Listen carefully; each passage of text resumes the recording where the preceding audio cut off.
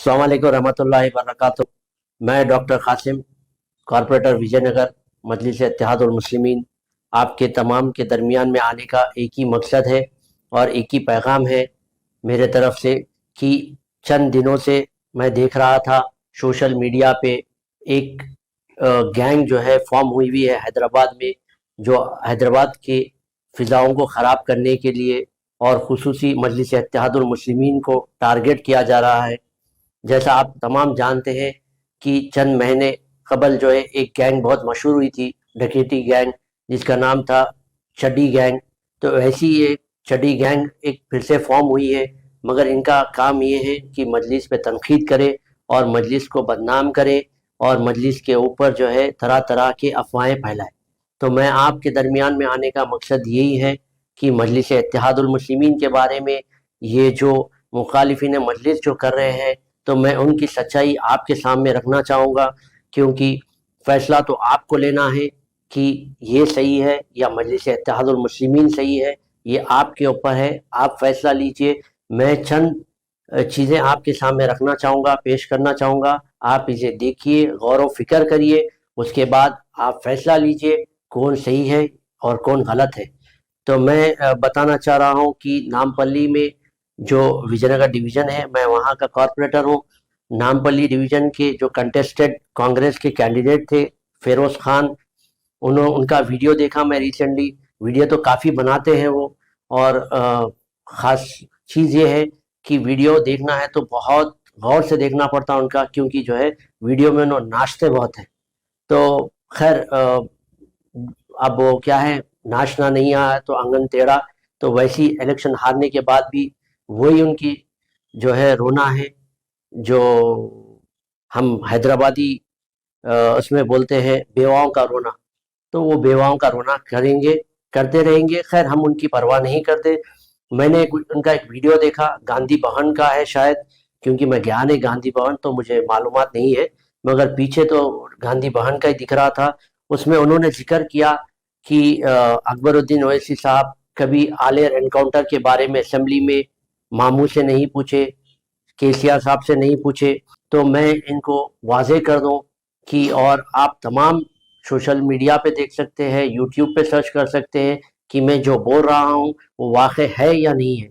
आप 16 सितंबर 2020 का असेंबली का सेशन आप निकाल कर देख लीजिए, जिसमें अकबरुद्दीन ओवैसी साहब ने उठकर मुतालबा किया था कि एक 6 मेंबर्स की एक एसआईटी कमेटी बनाए, और जिसके इंचार्ज संदीप शंडेलिया साहब, जो हालाल तक जो है हैदराबाद कमिश्नर थे, उनके ज़ेरे निगरानी ये कमेटी बनाई गई थी। और उसकी रिपोर्ट के लिए उठकर उन्होंने असेंबली में आवाज़ उठाई। तो वक्त के होम मिनिस्टर महमूद अली साहब ने उठकर कहा कि अकबर साहब हमने नोट कर लिया। तो अकबरुद्दीन ओवैसी साहब ने कहा स्पीकर साहब को कि साहब मुझे इन राइटिंग आंसर चाहिए, क्योंकि ये नोटेड का गेम बहुत टाइम से चल रहा है। ये नोटेड रिटर्न ये नहीं, मुझे एक रिटर्न स्टेटमेंट चाहिए, और ये कमेटी की रिपोर्ट कब तक सबमिट होगी और इस पे क्या फैसला होगा। फिर उसके बाद उन्होंने जो है 8 मार्च को 2020 8 मार्च 2020 में फिर से आलियर एनकाउंटर के बारे में आवाज़ उठाई असेंबली में। ये ऑन रिकॉर्ड है, आप जाकर यूट्यूब पे सर्च कर सकते हैं या अपने सोशल मीडिया पे सर्च कर सकते हैं। उसमें आवाज़ उठाई और उसमें भी पूछा, और 29 जुलाई को ह्यूमन राइट्स कमीशन में उस्मान साहब एडवोकेट ने एक गवर्नमेंट ऑफ तेलंगाना के अगेंस्ट एक पिटीशन फाइल किया गया था कि इसका एसआईटी रिपोर्ट सबमिट की जाए, और जो भी इसमें कसूरवार है उनको सख्त से सख्त सज़ा दी जाए। तो मैं ये बोलना चाह रहा हूँ कि फेरोज़ खान साहब जो दिल में आया वो बोल देते हैं, बस इनका प्रोपोगंडा यही है। चड्डी गैंग में जो है और भी सारे लोग हैं, जैसे कि अमजदुल्ला खान, मिस्टर सलीम और मिस्टर ख्वाजा बिलाल, और काफ़ी लोग हैं ये चड्डी गैंग में। इंशाल्लाह वक्त आने पर हर एक का खुलासा दूंगा मैं, और आपके सामने हक़ाइक़ पेश करूंगा, आपके सामने मैं रखूंगा एविडेंस। मैं एविडेंस के बुनियाद पर आपको बता रहा हूँ। और इन्होंने दूसरी बात ये कही कि मस्जिदों के बारे में, मसाजिद के बारे में कभी नहीं बोले अकबरुद्दीन ओवैसी साहब।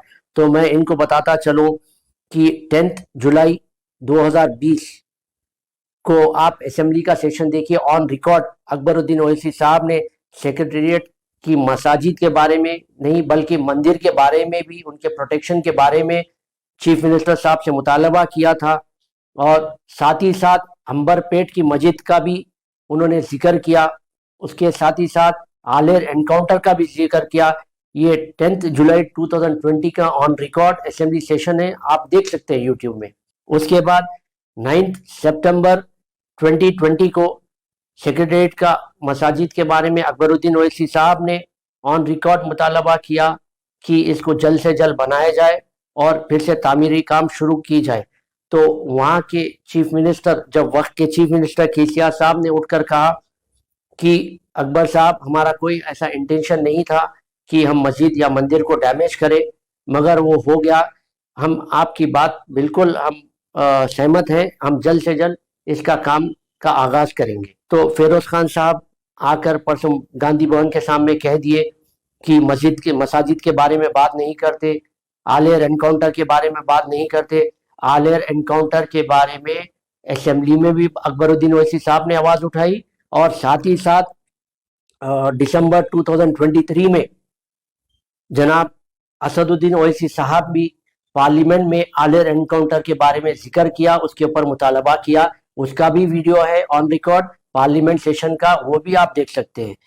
آپ پھر 5 فروری 2023 میں پھر سے اکبر الدین اویسی صاحب نے آن ریکارڈ سیکریٹریٹ مساجد کے بارے میں بات کہی، مکہ مسجد کے بارے میں بات کہی، انیس الغربا کی بلڈنگ کے بارے میں اور اس کے تعمیری کام کے بارے میں بات کی اسمبلی میں۔